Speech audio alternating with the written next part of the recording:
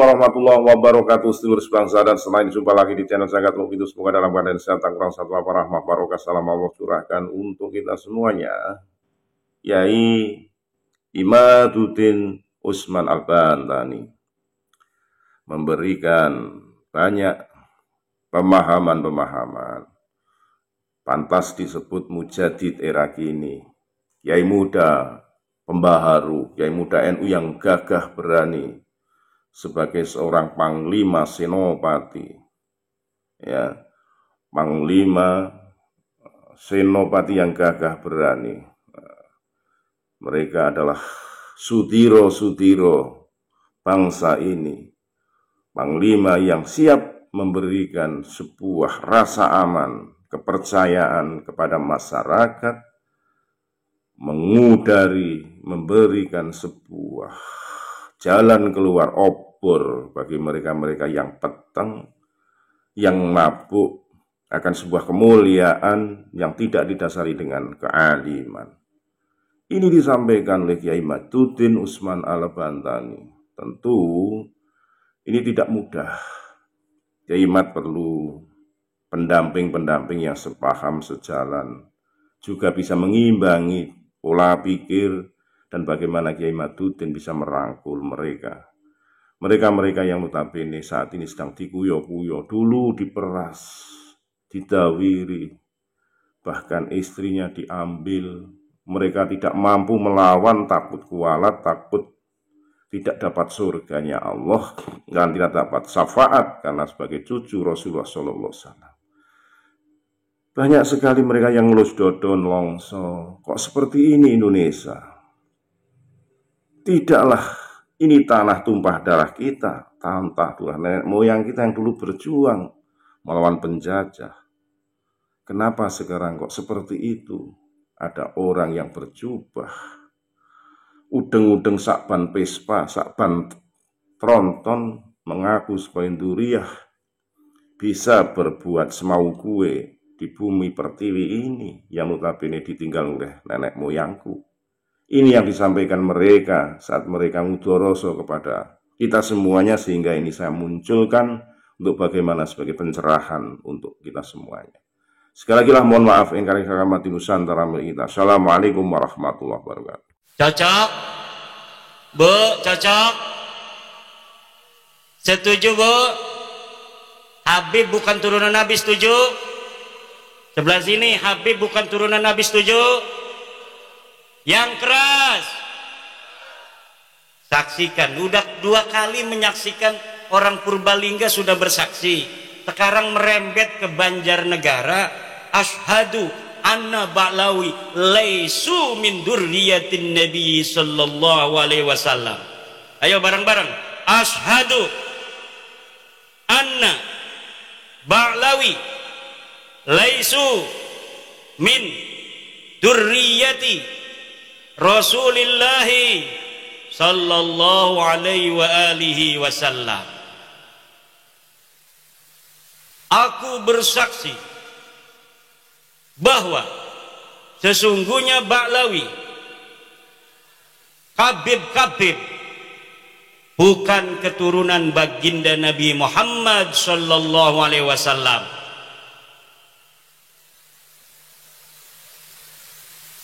Dan ini bisa dipertanggungjawabkan secara ilmiah, zahiran wa batinan, dunya wa ukhra, di dunia dan di akhirat. Kenapa? Karena ini berbasis metodologis, epistemologis yang jelas. Dari kitab nasab yang sudah ditulis para kiai, para ulama masa lalu. Dari mulai abad ke-3 Hijriah sudah ada kitab nasab. Abad ke-4 Hijriah sudah ada kitab nasab. Keturunan Nabi semuanya itu dicatat, Bu. Rapi pencatatannya dari masa lalu. Tetapi tidak ada yang mengkonfirmasi leluhur Ba'lawi para kabib ini yang ada di abad ke-4 Hijriah yang namanya Ubaidillah. Tidak ada satupun ahli nasab yang kitabnya sekarang bisa kita baca itu di internet, karena zaman ini zaman kita bisa mengakses semua kitab-kitab masa lalu. Tidak ada satupun kitab nasab yang mencatat Ubaidillah leluhur Kabib-Kabib ini sebagai keturunan baginda Nabi besar Muhammad sallallahu alaihi wasallam. Kapan munculnya mereka ngaku jadi turunan Nabi? Padahal leluhurnya katanya lahir di abad keempat Hijriah. Mereka ngakunya baru tahun 895 Hijriah. 550 tahun setelah keberadaan orang yang diaku. Yang setelah kita lihat kitab-kitab sebelum abad 9 ini tidak ada yang mencatat mereka sebagai keturunan Nabi. Kalau kitab setelah mereka mengaku dikarang oleh mereka. Mereka mengarang kitab Al-Burqatul Musiqah tahun 895 mencatat kami turunan Nabi. Ada kitabnya sampai sekarang bisa kita baca. Nanti di abad 10 ada lagi kitab yang mereka karang, namanya kitab Tuhfatut Talib. Mereka mencatat kami turunan Nabi, ada kitabnya. Abad ke-9 Hijriah ada, 10 Hijriah ada, 11 Hijriah ada dicatat. 12 Hijriah ada, 13 Hijriah ada, 14 Hijriah juga ada, sampai sekarang ada. Mereka dicatat turunan Nabi. Tapi mulai dari abad mereka mengaku, sebelumnya tidak sama sekali dicatat mereka sebagai keturunan Nabi. Leluhur mereka yang katanya wali, faqih, muqaddam, sahib, mirbat, semuanya tidak terkonfirmasi sebagai keturunan Nabi. Bahkan menurut sejarah, kitab-kitab sejarah yang dapat kita baca di Yaman, tidak ada di Yaman orang yang bernama faqih, muqaddam. Tidak ada di Yaman orang yang bernama Muhammad Sohib Mirbat. Tidak ada orang yang bernama Ubed. Lalu mereka mencatat nama-nama itu berdasarkan apa? Berdasarkan menurut seorang peneliti dari Barat yang bernama Alexander Knies, berdasarkan historical imaginatif, yaitu sejarah imajiner yang ditulis berdasarkan khayalan semata. Allahu Akbar. Kenapa sekarang saya menggunakan salah satu pendapat dari orang Barat? Karena pendukung mereka namanya Rumel Abbas sekarang menggunakan orang Barat, menggunakan kiai dari Mesir. Saya bantah, Syekh Ali Jum'ah tidak bisa jawab, itu orang Mesir. Orang Iran namanya Mahdi Rojai bikin video bahwa dia mendukung Ba'lawi sebagai cucu Nabi. Saya bantah, tidak berani jawab, tidak berani diskusi dari Iran. Ulama Iran tidak berani melawan ulama dari Jawa, Indonesia. Ulama Mesir tidak berani melawan ulama Jawa, Indonesia. Ulama Yaman tidak berani melawan orang Jawa, Indonesia. Siapa di dunia ini yang mau bela Balawi, silahkan daftarkan diri untuk melawan ulama dari Indonesia, putra Nusantara asli. Gak bakal ada yang berani. Kenapa tidak ada yang berani? Gak ada dalilnya. Kenapa tidak ada dalilnya? Ya memang palsu. Kenapa palsu? Ya memang bukan turunan Nabi Muhammad. Kalau bukan turunan Nabi Muhammad, turunan Nabi siapa? Nabi Adam. Sama saya, sama kiai, sama polisi, turunan Nabi Adam semua. Ya udah, kita udah, kata saya, kita bukan benci ente, Bib. Bukan benci, cuma ente salah. Ente bukan turunan Nabi, jangan ngaku-ngaku turunan Nabi lagi. Ayo kita, nggak apa-apa kamu bukan orang sini, haplogrupnya beda dengan kita juga, kita anggap saudara di Indonesia. Tapi jangan bodohin anak-anak Nusantara, jangan ngaku-ngaku cucu Nabi, minta-minta duit, keliling-keliling dawir. Jangan minta-minta duit sama pengusaha untuk membangun sesuatu, membangun pondok dan lain sebagainya, padahal buat beli mobil. Udah sadar bahwa ente bukan cucu Nabi, nggak ada dalam kitab nasab, nggak ada di dalam kitab sejarah, tes DNA-nya orang Kaukasus, haplogrupnya G. Haplogrup G itu orang Kaukasus, sekarang yang banyak itu di daerah Turki, orang India di daerah Pakistan, yang berbatasan dengan Afghanistan, suku Kalas. Ini Ba'lawi ini miripnya dengan orang suku Kalas di India, daratan India. Sekarang masuk ke Pakistan. Makanya wajahnya mirip wajah India. Dan siapa namanya itu, reporter dari Ba'lawi perempuan, Najwa Shihab, itu telah dites DNA 48% DNA-nya orang India. DNA-nya Najwa Shihab itu silakan lihat di Google, 48% orang India. Saya cari orang India yang garis lakinya itu haplogrup G, itu suku apa? Suku Kalas yang ada di India dan suku Paswan yang ada di India. Mereka mempunyai keunikan tersendiri.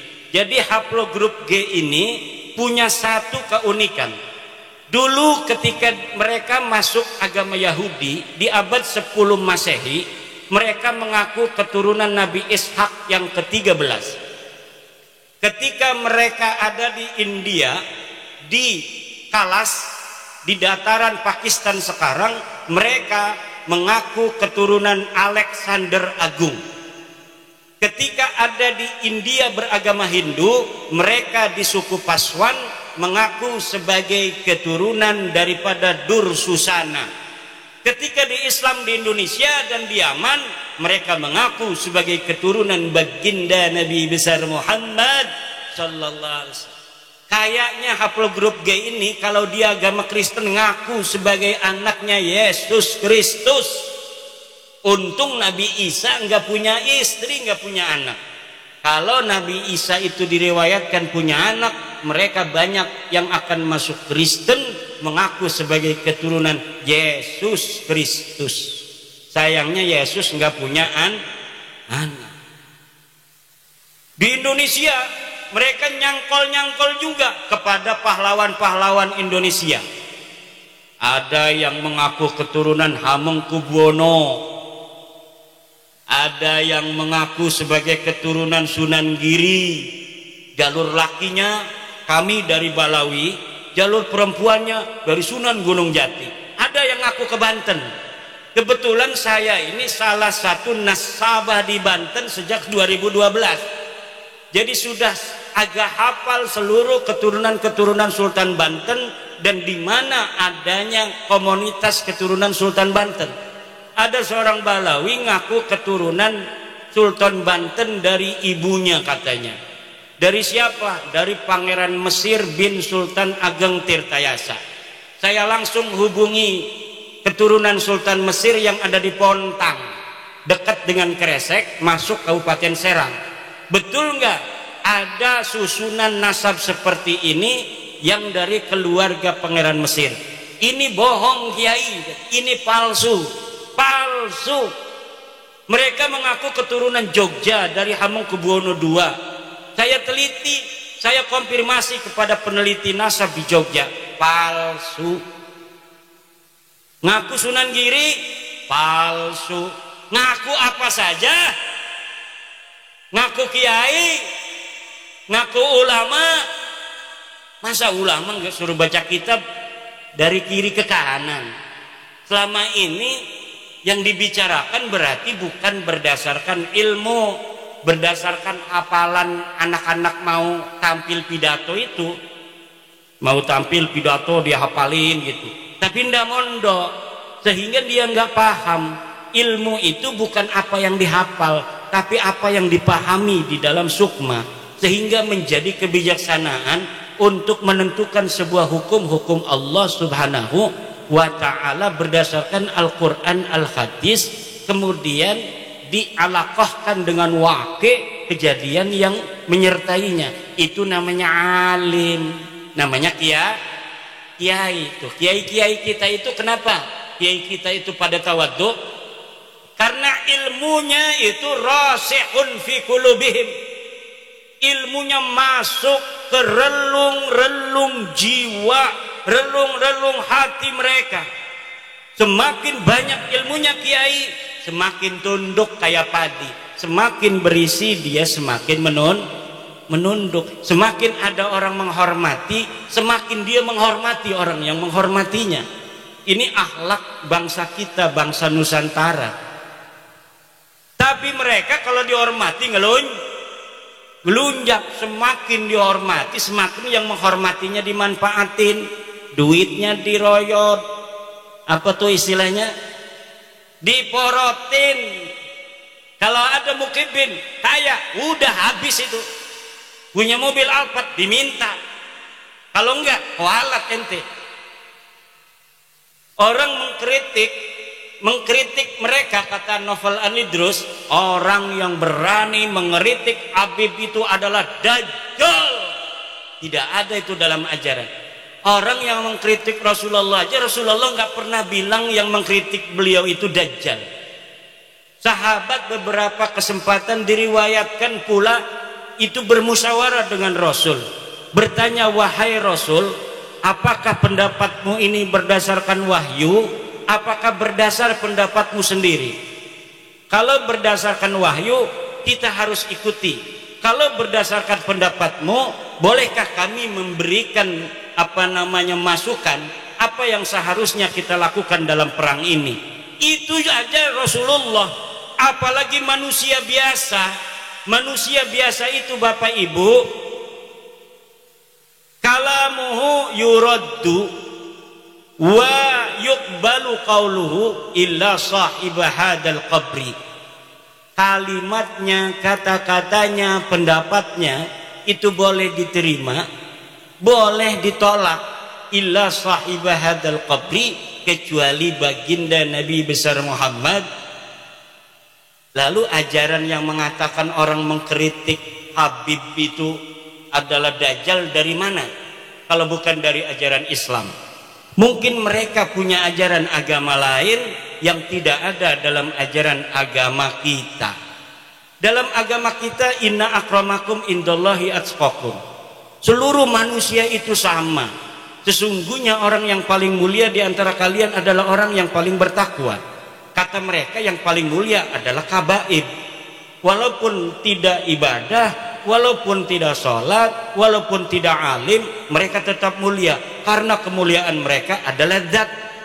Sedangkan orang alim, kiai, polisi, presiden, itu sifat kemuliaannya.